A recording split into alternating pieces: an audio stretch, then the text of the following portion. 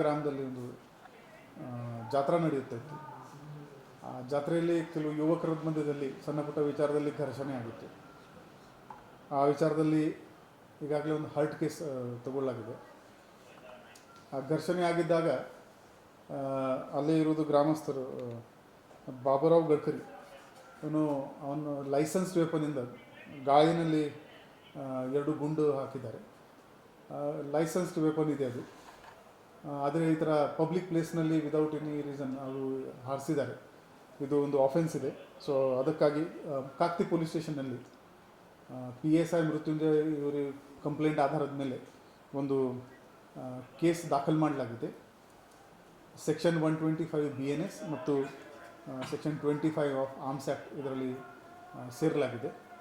ಈ ರಿವಾಲ್ವರ್ ಜಪ್ತ್ ಮಾಡಲಾಗಿದೆ.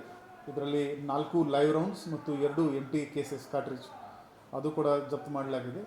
ಮತ್ತು ಈ ಲೈಸೆನ್ಸ್ ವೆಪನ್ ಏನಿದೆ ಅದು ಕ್ಯಾನ್ಸಲೇಷನ್ಗೆ ಕೂಡ ನಾವು ಪ್ರೊಸೆಸ್ ಈಗ ಶುರು ಮಾಡಿದ್ವಿ. Will cancel this licence.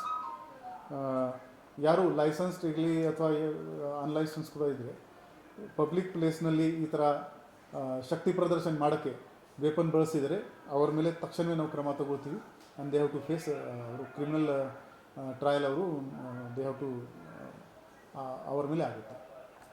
Thank you.